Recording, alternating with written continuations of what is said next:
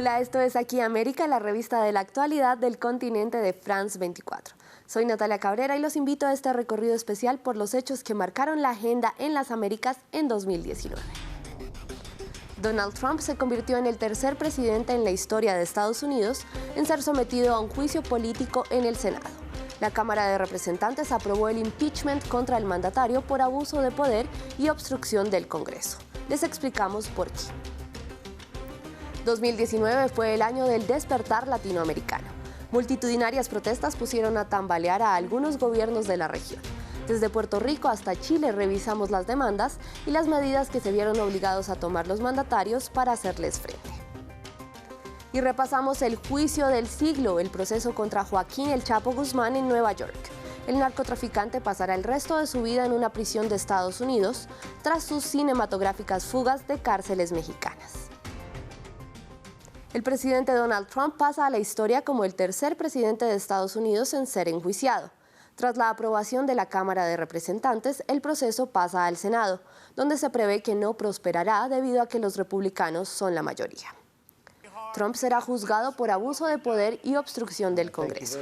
Una conversación con el mandatario de Ucrania, Volodymyr Zelensky, desencadenó el escándalo, pues lo presionaba a que iniciara una investigación contra Joe Biden, su principal contrincante en las elecciones de 2020, lo que terminaría por beneficiarlo en esos comicios.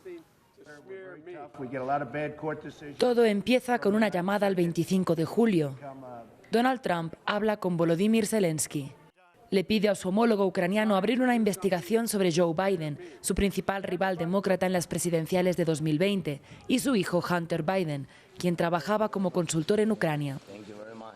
A cambio, Zelensky obtendría $400 millones y ayuda militar. Pero en agosto la charla se filtra. Un denunciante anónimo que trabajaría en la CIA envía la conversación a las comisiones de inteligencia del Senado y la Cámara. Afirma que Trump usó su poder para solicitar interferencias de un país extranjero en las elecciones de 2020. Pero el director de Inteligencia Nacional ordena mantenerlo en secreto para el resto del Congreso. En septiembre, la información llega al público general. El Wall Street Journal revela que Trump presionó varias veces al presidente ucraniano para que abra la investigación sobre los Biden. Días después, la jefa de los demócratas en la Cámara Baja, Nancy Pelosi, accede a pedir la apertura de una investigación contra Trump. El presidente debe rendir cuentas, nadie está por encima de la ley. Al día siguiente, la Casa Blanca publica un resumen de la llamada entre Trump y Zelensky, bajo órdenes del mismo Trump, quien considera que no hizo nada malo. Sin embargo, la transcripción confirma que Donald Trump pidió a Ucrania una investigación sobre los Biden. Tras las audiencias a puerta cerrada en octubre, empiezan en noviembre las audiencias públicas con los protagonistas del asunto ucraniano. La Comisión de Asuntos Judiciales de la Cámara finalmente aprueba 2 cargos de acusación contra Donald Trump: abuso de poder y obstrucción al Congreso. Y Trump se convierte en el tercer presidente enjuiciado en la historia de los Estados Unidos. Mr. Cohen. Apenas 3 presidentes de Estados Unidos han pasado por un procedimiento similar: Andrew Johnson y Bill Clinton, quienes resultaron absueltos después de juicios en el Senado, y Richard Nixon, quien renunció para evitar su destitución por el escándalo del Watergate. La Constitución de Estados Unidos dice que los presidentes pueden ser enjuiciados por traición, soborno y otros delitos graves y menores. La Cámara de Representantes tiene el poder de acusar al presidente y el Senado, en un proceso separado, decide si destituye a ese presidente de su cargo.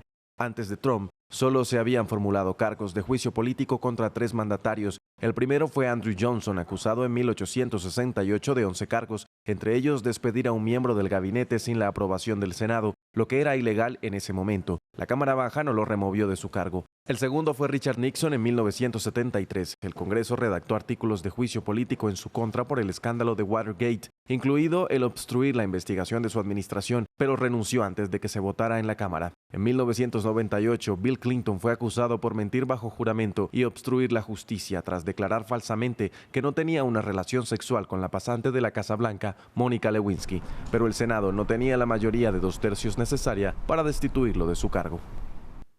Primavera latinoamericana. En 2019, ciudadanos de varios países de la región marcharon masivamente para expresar su descontento con sus respectivos gobiernos. Hagamos un breve recorrido geográfico. Haití, Puerto Rico, Honduras, Nicaragua, Colombia, Venezuela, Ecuador, Perú, Bolivia, Chile, Paraguay y Argentina registraron manifestaciones por diversas demandas sociales. Entre las más destacadas está la de julio en Puerto Rico. Las masivas protestas desencadenadas por la filtración de un chat en el que el gobernador Ricardo Rosselló intercambiaba mensajes ofensivos sobre los ciudadanos llevaron a su renuncia. Otro de los casos representativos de este despertar ciudadano en 2019 es el de Colombia, un país sin tradición de protesta. Miles de personas salieron a las calles para expresar su descontento con el gobierno de Iván Duque y para exigirle mejoras sociales, así como mayor compromiso con la implementación del acuerdo de paz con la exguerrilla de las FARC. Y en Bolivia, tras la jornada electoral de octubre en la que Evo Morales buscaba la reelección y la denuncia de irregularidades, los ciudadanos salieron masivamente a las calles. Tras casi 15 años en el poder, el presidente Morales renunció y ahora está en Argentina como asilado. También en octubre en Chile se registraron masivas manifestaciones contra el gobierno de Sebastián Piñera, que en ocasiones terminaron en disturbios. En noviembre el Congreso acordó redactar una nueva constitución. Pero revisemos el caso de Venezuela, que desde hace varios años se ha balanceado entre temporadas de activas manifestaciones y otros de relativa calma. Pero la crisis sigue y afecta a los más vulnerables. Nuestro equipo en Venezuela nos cuenta cómo la escasez afecta a los niños de la comunidad indígena Yucpa. 80% de ellos presenta desnutrición. Estefan es una indígena Yucpa. A sus 18 meses de edad pesa 7 kilos y sufre desnutrición severa. 6 meses atrás su madre caminó con ella en brazos por 12 horas desde la montaña hasta el pueblo del Tucuco para salvarle la vida porque no tenía cómo alimentarla. Solo pesaba 3 kilos. Allá lo que se consigue es plátano y ocumo y no alimenta a los niños. Muchos en mi comunidad están desnutridos por la falta de alimentos y de atención médica. La pérdida de costumbres ancestrales como la caza y la pesca, que han sido sustituidas por la compra en el comercio, es una de las causas del deterioro alimentario de los yucpas. Quienes aún conocen el arte de la caza, se les complica conseguir proteína por la extinción de muchas de las especies animales en la zona. Hay veces nosotros comemos arroz solo, con yuca, hay veces con plátano así. Hay veces nosotros comemos en la mañana o a las 12, si no es las 12, en la tarde, como las 3 por ahí, y ya. Los indígenas yucpas también viven de lo que cosechan, pero debido a la limitación de venta de gasolina en la región por el contrabando del combustible, hay menos transporte y no pueden salir a vender. El resultado es que no tienen ingresos para comprar comida. Pero ya estuvo por segunda vez. Según el párroco del Tucuco, la situación está empeorando. Es muy duro, es muy difícil, porque esto ha venido en aumento. De septiembre del año pasado a este noviembre del 2019 ha sido muy alta la proporción de ingresos. Eso quiere decir que se está agravando la situación. María del Carmen tiene 2 hijos diagnosticados con desnutrición y le preocupa que no puede comprarles los alimentos que necesitan para recuperar peso. La comida del día en su casa es pasta y la pudo comprar porque logró vender algunas artesanías. Añora los viejos tiempos donde alimentarse no era una preocupación. No faltaba comida en la casa, todo era perfecto y ahora se hace un poco difícil en la comida. Ve, si uno no sale a buscar, no consigue uno que darle comer a nuestros hijos.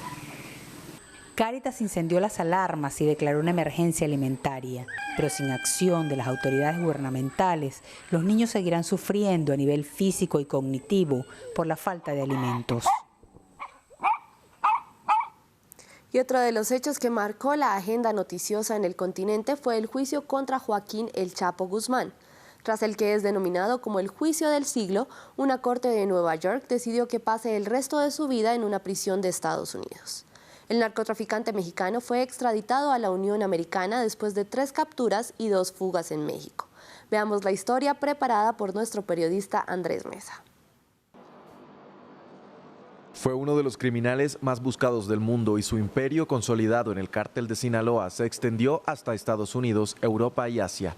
Es señalado de ser el responsable de más de 10.000 muertes y torturas durante los últimos 20 años. Joaquín Guzmán Loera, cuya baja estatura le valió el apodo de El Chapo. Su imagen empezó a cobrar fuerza al poner en jaque al Estado mexicano. Fue capturado por primera vez en 1993 en la frontera entre Guatemala y México, pero en 2001 se escapó escondido en un carro de lavandería con la ayuda de 71 personas, entre las cuales se encontraban 15 funcionarios del sistema penitenciario. El 22 de febrero de 2014 fue detenido por segunda vez en México con la ayuda de Estados Unidos. Sin embargo, solo pasó un poco más de un año cuando protagonizó un cinematográfico escape el 11 de julio de 2015. Esto representa sin duda una afrenta para el Estado mexicano. Fue a través de un largo túnel que se encontraba en su celda en la prisión de máxima seguridad del Altiplano. 6 meses después, Joaquín Guzmán Loera fue encontrado nuevamente y esta vez el caso llegó a enlodar el mundo del espectáculo. Otro aspecto importante que permitió precisar su ubicación fue el haber descubierto la intención de Guzmán Loera de filmar una película biográfica, para lo que estableció comunicación con actrices y productores, lo cual ya forma parte de una nueva línea de investigación. Se trata de los encuentros clandestinos con el actor estadounidense Sean Penn y la actriz mexicana Kate del Castillo, quien negó cualquier vínculo con el narcotraficante y libró una batalla con el gobierno de su país al que acusó de persecución política. Al día de hoy se tiene una percepción negativa de mi persona, al estigmatizarme, entre otras cosas, como si fuera una persona vinculada con organizaciones del crimen organizado, incluso con nexos sentimentales con los líderes que le encabezan. La pelea legal contra el Chapo concluyó en México con su extradición a Estados Unidos el 19 de enero de 2017 tras la insistencia de ese gobierno, y más de un año después comenzó el que es denominado como el juicio del siglo, que incluyó 56 testigos entre antiguos socios y empleados, un jurado anónimo debido al historial de violencia del cártel de Sinaloa y una corte blindada. El 12 de febrero de 2019, el Chapo fue hallado culpable de 10 cargos relacionados con narcotráfico. Es justicia para las miles y miles de víctimas de sobredosis, es justicia para sus familias, es justicia para sus amigos, para sus comunidades, para sus pueblos y sus ciudades. Además de una multa de más de 12.000 millones de dólares, el Chapo fue condenado a cadena perpetua más 30 años de cárcel, pena que cumple en una prisión de máxima seguridad en el estado de Colorado, mientras su defensa busca llevarlo de vuelta a México. Gracias por acompañarme en esta emisión especial de Aquí América. Recuerden que pueden seguirme en redes sociales en @NataliaCabreraF24 y en nuestra página web hay más noticias de las Américas y del mundo.